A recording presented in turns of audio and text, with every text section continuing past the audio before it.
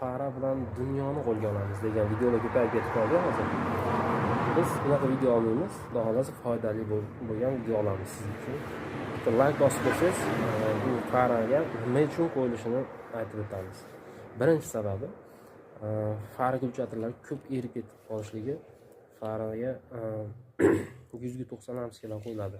Standart zavodga o'zi 55-60 lampochkalar bilan chiqadi bular. Yarkiroq bo'lsin deb 100-90 ni qo'yishadi ko'pchilik. 100-90 ni qo'yganda faralar gulchatirlariga kuch kelib erib ketib qoladi. Biz ham hozir 100-90 qo'ydik, relay bilan qo'yib beramiz. Relay bilan qo'yganingizda relay akkumulyatordan priyamni olib berganligi sababidan xudo xolasa kichik gulchatirlarga kuch kelmaydi. Qalin sim bilan bitta tortib olsak, xudo xolasa zo'r bo'ladi. Hozir qo'yib turib bitta ko'rsatamiz sizlarga.